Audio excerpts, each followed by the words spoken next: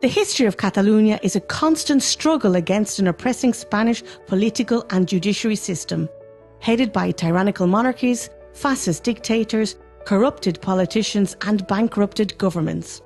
For centuries, the people of Catalonia have attempted to recover the rights and freedoms they lost under Spanish domination, to continue developing a democratic and prosperous society open to the world. Catalonia's privileged location alongside the Mediterranean coast gave birth to a cultural community with an economy mostly based on agriculture, production and trading with other nations. No wonder that Catalonia developed and published the first international maritime law book, which regulated sea trade for more than 700 years, becoming the basis of today's international mercantile law. The birth of Catalonia as a cultural and political nation started more than 1,000 years ago. The Catalan flag, first parliament and Catalan constitution are some of the oldest in Europe today.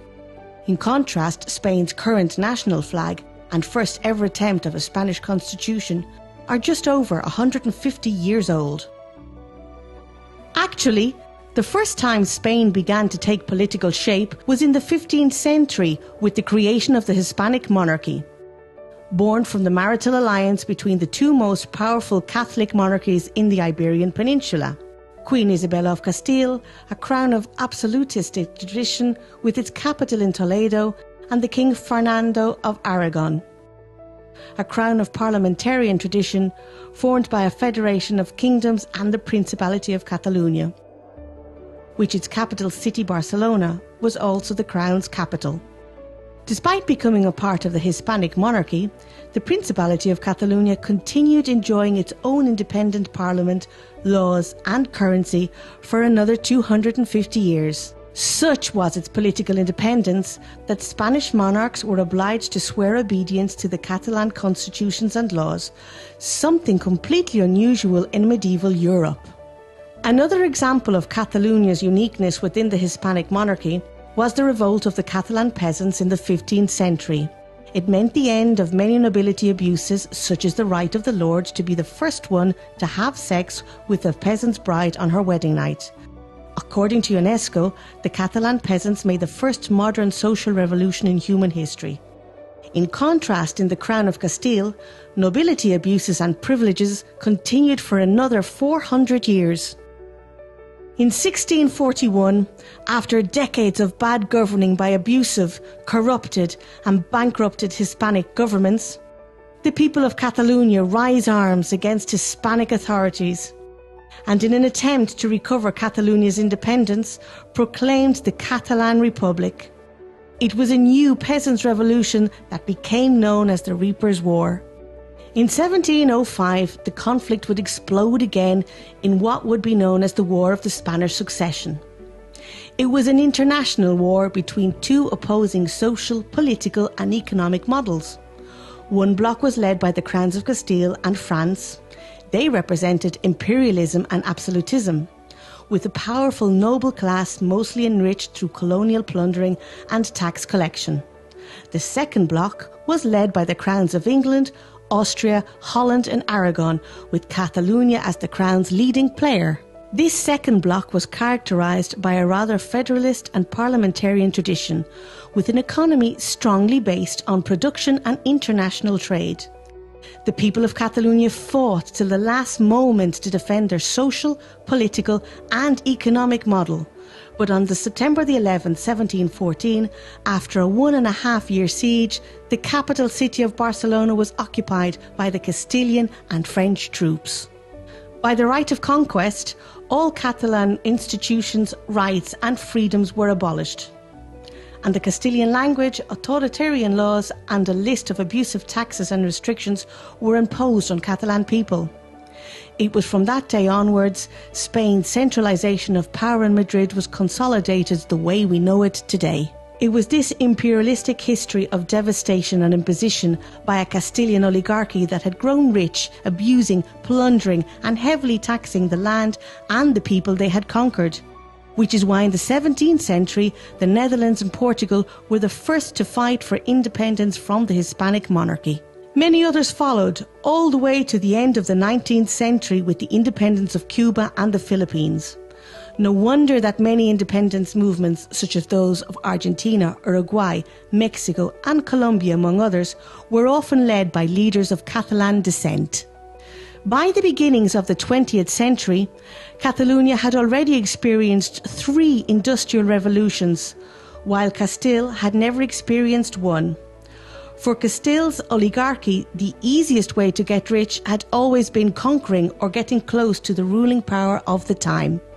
For instance, in the 19th century, to increase trade and prosperity, private Catalan citizens risked their own capital to finance the construction of a railway network to connect the industry with the harbours. In the meantime, the Spanish government in Madrid would go bankrupt constructing a railway network to connect all its royal palaces, just for the Queen and oligarchy's entertainment.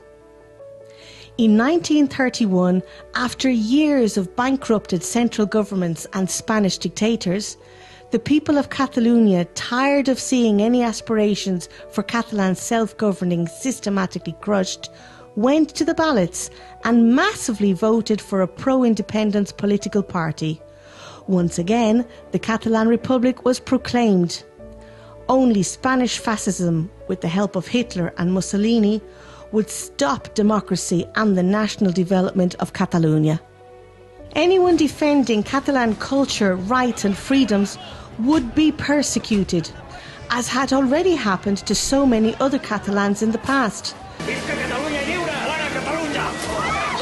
The president of Football Club Barcelona was arrested and shot dead by Spanish fascists for no reason.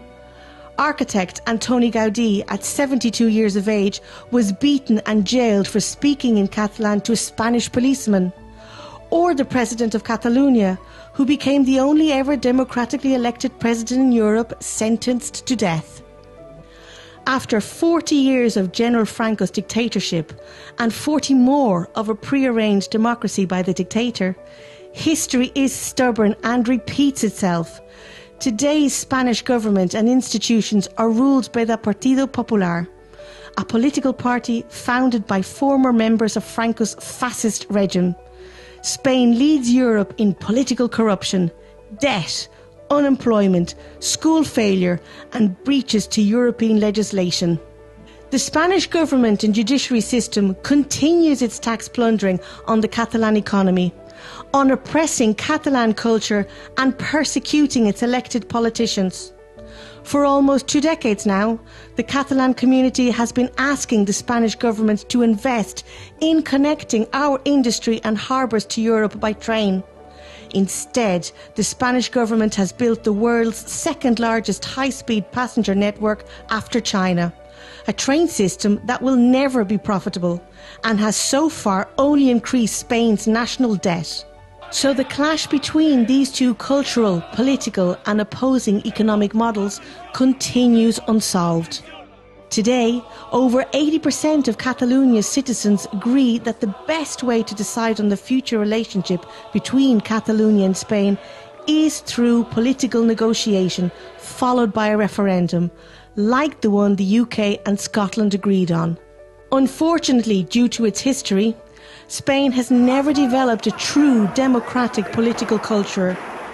For Spain's ruling power, negotiating has always been seen as a weakness. A conqueror has no need to negotiate with his adversary. A conqueror attacks his adversary till this fully surrenders. That's why for the last decade, Spain's only response to all proposals from the Catalan Parliament to negotiate a democratic solution have been no. Worse still, lately the Spanish state has begun to persecute and jail elected members of Parliament and civil leaders. It has even ordered violence by police forces to stop peaceful citizens from voting. What has the European Union done to protect its Catalan citizens against Spain's attacks on democracy and freedom of expression?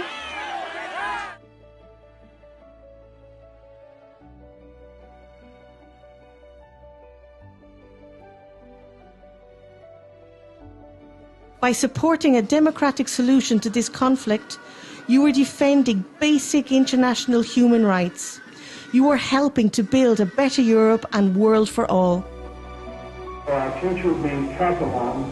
O futuro pode ser catalão, ou poderia ser talibã.